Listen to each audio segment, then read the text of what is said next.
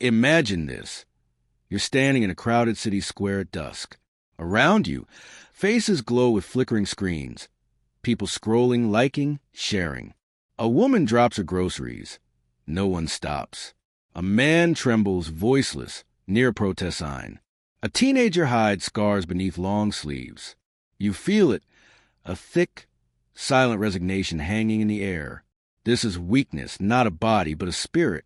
And somewhere in the shadows, a 19th century philosopher whispers asterisk, "What does not kill me makes me weaker." Wait, that's not how the quote goes, is it? Friedrich Nietzsche, the radical thinker who declared God dead, championed the Übermensch, and seemed to despise weakness with visceral fury. He called compassion a poison, praised strength as the highest virtue, condemned the herd for their meekness. On the surface, his words sound like a manifesto for the heartless. But here's the contradiction. Why would a man who wept over piano sonatas, lived in chronic pain, and died caring for his sick mother, hate the weak? We're taught that greatness lies in lifting others, that morality means protecting the vulnerable. Nietzsche's rage feels monstrous, inhuman, yet his ideas pulse through our world. In self-help gurus preaching ruthlessness, in politicians sneering at losers, in your own guilt when you skip the gym or compromise a dream. What if we've misunderstood him completely? What if his hatred wasn't for suffering people, but for something far more insidious? Consider this paradox. The most virtuous among us might be the weakest, the martyr who craves pity, the activist fueled by resentment, the humble soul disguising fear's morality. Nietzsche saw a terrifying lie woven into Western culture, a 2,000-year-old conspiracy to glorify powerlessness as saintly. Christianity's blessed are the meek, democracy's leveling equality, all to him symptoms of a sickness that celebrates frailty, that calls cowardice kindness, that chains the extraordinary to the mediocre. Feel the tension? It's in you right now, that flutter of indignation. But shouldn't we help the weak? Nietzsche's ghost leans in. What if your compassion perpetuates their suffering? What if weakness isn't fate, but a choice we've been brainwashed to make? We stand at the edge of an abyss. Below, a question that could unravel our moral compass. Is weakness humanity's greatest sin, or its most cunning survival tactic? And what if the answer forces us to choose between the world we cherish and the truth? This isn't about a dead philosopher's grudge. It's about you. The moments you swallowed your rage and called it patience. The dreams you abandoned and reframed as maturity. The lies you wear as armor. Nietzsche didn't hate the wounded. He hated the prison they built and invited us all to live in. To understand why, we must descend into the darkest trenches of the human psyche, where morality, power, and fear collide. So why would a man who knew suffering intimately, crippling migraines, near blindness, a life of isolation, rage against weakness? To understand, we must excavate the rot beneath civilization's floorboards. Nietzsche saw a hidden epidemic, not weakness itself, but the worship of weakness as virtue, a disease he called slave morality. Picture a battlefield 2,000 years ago. The strong rule, Roman emperors, Greek heroes, Nordic warriors. They defined virtue as power, pride, conquest. Then the oppressed, the enslaved, the poor, the powerless craft a survival weapon. They declare, our asterisk weakness is holy. Your strength is evil. Humility beats pride. Poverty beats wealth. Suffering beats ambition. Christianity crowns this inversion. The crucified carpenter becomes God. The losers rewrite the rules. And suddenly, the strong are shamed for their strength. Asterisk. Here's the psychological poison. Weakness becomes a source of power. The martyr gains sainthood. The victim earns admiration. The compliant are called good. Nietzsche watched this virus mutate through history, from religious guilt to democratic pity, to modern identity politics. The herd, his term for mass society, learns to weaponize fragility, but beneath the surface, a festering resentment, a hunger for revenge disguised as justice. Carl Jung saw it too. The most terrifying thing is to accept oneself completely. Slave morality lets us avoid that terror. By calling our fears virtue, we never have to conquer them. By labeling ambition sin, we never risk failure. Nietzsche's hatred wasn't for the sick or struggling. It was for this grand deception, the lie that turns cowardice into courage, stagnation into righteousness. Viktor Frankl, Auschwitz survivor, touched the same nerve. When we are no longer able to change the situation, we are challenged to change ourselves. Slave morality does the opposite. It says, change the world to accommodate your fragility. Demand others lower their standards. Call your limitations sacred. Nietzsche saw modernity drowning in this, a culture where equality means no one is allowed to be great, where compassion means no one is challenged to grow, where the highest goal is safety, not transcendence. Feel it? That defensive heat in your chest? That's the slave in you whispering. But protecting vulnerability is moral. Nietzsche would tear open that lie. What if your protection is just fear wearing a mask? Fear of your own untapped power? Fear of the responsibility that comes with strength? He tracked this sickness to its root, the death of God, not the literal deity, but the collapse of absolute meaning. When faith crumbled, we had become bold truth seekers. We clung to slave morality's empty shell, calling it humanism, progress, social justice. We kept worshiping weakness because we were too terrified to create new values, too weak to stare into the abyss and say, I asterisk would define what matters. Asterisk. This is Nietzsche's buried fury. Weakness isn't accidental. It's a choice, a collective hypnosis where we trade our potential for comfort, our greatness for belonging. And the tragedy? The weaker we act, the weaker we become. Neurons that fire together, wire together. Practice avoidance, and your brain rewards it. Build a society on pity, and you breed helplessness. The prison isn't just in our minds. It's etched into our very biology. But the most devastating truth? We guard this prison.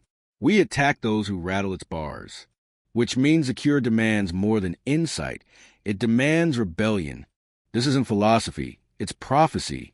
Walk through our world with Nietzsche's eyes, and you'll see the invisible chains everywhere. Slave morality didn't vanish with chapels and chariots. It evolved. It digitized. It metastasized into the very air we breathe. And its consequences? A society addicted to weakness. Start here. Your brain rewards avoidance. Neuroscience confirms it. Every time you choose comfort over courage, dopamine soothes the shame. Scroll past conflict, algorithm praises you. Cancel a dream, anxiety temporarily lifts. Like a lab rat pressing a lever for numbness, you're wired to choose the smaller pain, never the greater liberation. Nietzsche called this the will to nothingness. Not death, but emptiness. A life measured by what you avoided, not what you created. Now scale it up. See the college campus where safety means silencing uncomfortable ideas, the corporate office where inclusion demands lowering standards, the social media feed where victimhood earns status. These aren't accidents. They're slave morality's latest operating system, a culture where fragility is currency, where the loudest sufferer dictates terms, where we amputate excellence to bandage mediocrity. Nietzsche foresaw our last man, his term for the endpoint of decay. Blinking, harmless, cozy folk who crave comfort above all. We've invented happiness, they say, and blink. Look around. Do you see creators or content consumers, innovators or efficient cogs? We've traded cathedrals for condos, symphonies for streaming, heroes for influencers. Why? Because greatness demands friction, and friction hurts the weak. The deepest wound? Self-betrayal disguised as virtue. That friend who stays in a toxic relationship for the kids? Slave morality. The artist who abandons their vision to chase trends? Slave morality. You, silencing your ambition to seem humble? Slave morality. We've internalized the jailer. We punish our own vitality to earn the herd's approval, calling it being realistic, staying grounded, not getting too big for your boots. Viktor Frankl's warning echoes from the camps. An abnormal reaction to an abnormal situation is normal behavior. But what happens when abnormality becomes a culture? When avoiding microaggressions matters more than macro courage? When trigger warnings outnumber calls to arms? We create a world perfectly adapted for the weakest version of ourselves. A world where suffering isn't transcended. It's curated, monetized, and worn as a crown. Feel the weight? That hollow space behind your ribs? That's the consequence. We build a civilization optimized for survival, not ascension. We extend lifespans but amputate purpose. We accumulate comforts but bury meaning. Nietzsche's ghost screams. You were meant to dance on mountains, yet you choose to crawl through carpeted halls. But here's the trap's cruelest design. The weaker the individual, the tighter the herd grips. Question the narrative? You're divisive. Pursue excellence? You're privileged. Reject pity? You're heartless. The system defends itself by pathologizing strength. It labels transcendence a disorder, calls the will to power toxic. Your biology conspires too. Neuroplasticity means every compromise carves a deeper groove. Every time you choose comfort over growth, you don't just act weak, you become weak. Your amygdala swells with fear. Your prefrontal cortex dims. Literally, physically, you are sculpting your own cage. This is Nietzsche's true horror. Not that we suffer, but that we choose suffering. Not that we fail, but that we engineered a world where failing feels safe. The cage has a key. Nietzsche didn't just diagnose a disease. He prescribed the antidote. Not cruelty, not domination, but something far more radical. The ruthless, ecstatic pursuit of your highest self. This is amor fati, love of fate. The rebellion begins when you stop fleeing your pain and start forging into power. Forget what you've been sold. This isn't self-care. It's self-creation. Nietzsche's call? Stop asking, why me? And start demanding, try me. Slave morality begs a world for mercy. The rebel stares into the abyss and roars. Is that all you got? How? Start here. Redefine your suffering. Viktor Frankl saw it in Auschwitz. Those who found meaning in their torment survived. Nietzsche demands more. Don't just endure it. Worship it. Your chronic illness? The crucible for your resilience. Your betrayal? Fuel for your independence. Your despair? The raw material of your depth. Every why becomes a how. How will this break me open instead of shut me down? Next, shatter inherited virtues. Ask the forbidden question. Who decided this was good? Is your humility truly strength or fear visibility? Is your patience wisdom or cowardice? Nietzsche's hammer strikes. Become who you are, not who your parents, priests, or politicians demand.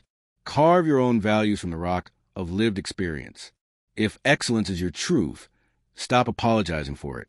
If solitude fuels you, reject the cult of constant connection. Then embrace holy selfishness, not exploitation, elevation. The oak tree doesn't stunt its growth to spare the shrub sunlight. Nietzsche's Übermensch invests in their strength precisely to uplift others authentically. A drained caregiver is a martyr. A fulfilled creator is a beacon. You cannot pour from an empty cup? Wrong. You cannot pour from a cracked cup. Seal your cracks with relentless self-honoring. Asterisk history's rebels prove it. Vincent van Gogh didn't beg pity for his madness. He hurled his agony onto canvases that scorched the world. Viktor Frankl didn't demand the camps accommodate his trauma. He mined hell for logotherapy, a gift to millions. Friedrich Nietzsche himself, bettered and half-blind, didn't curse weakness. He hammered out Zarathustra in volcanic bursts between vomiting fits. Asterisk. Their secret? Turning poison into medicine. Not positive thinking. Alchemy. Every limitation became a chisel. Every agony, pigment. Every no, a compass pointing toward their unique yes. But brace yourself. The herd will attack. When you stop playing victim, you expose their complicity. When you chase greatness, you highlight their resignation. Expect labels: arrogant, unempathetic, dangerous.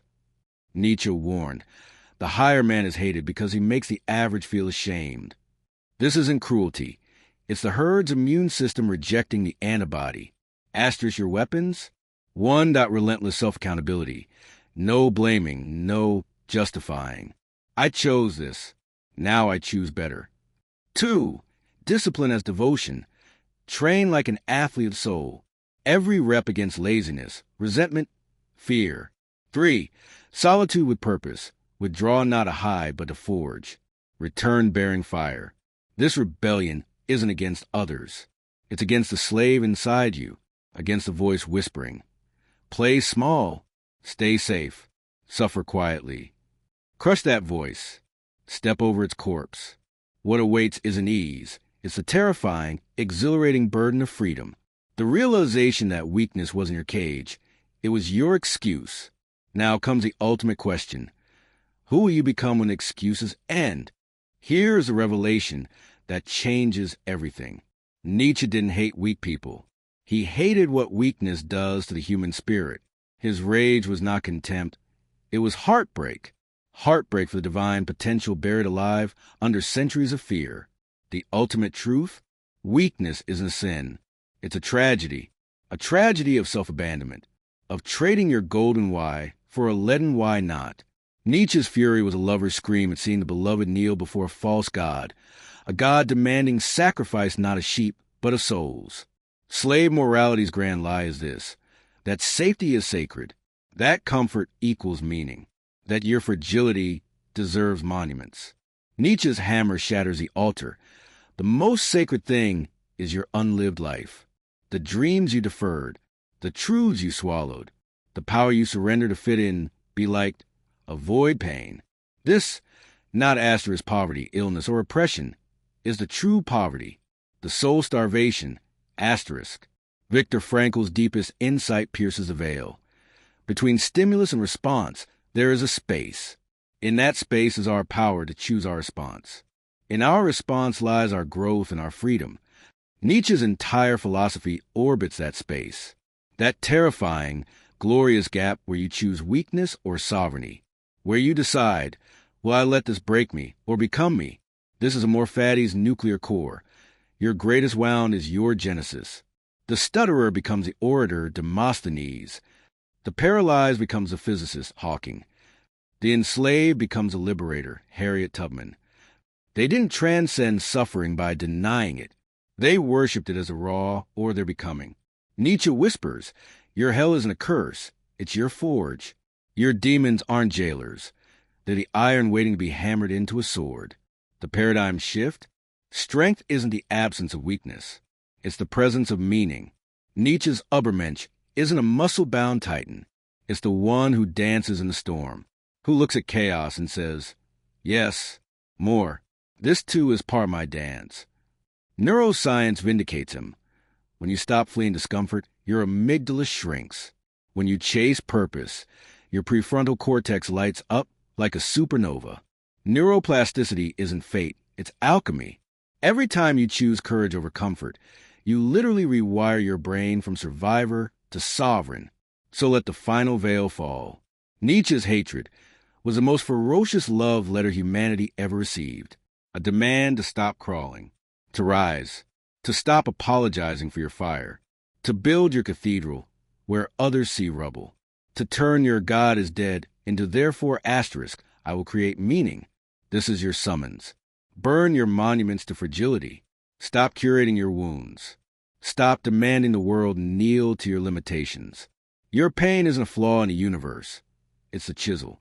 Your fear isn't a cage. It's the canvas.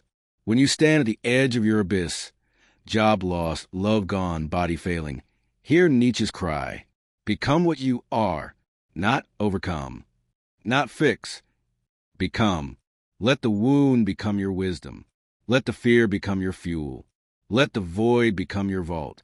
The stars aren't for wishing. They're for climbing. Your weakness was never the enemy.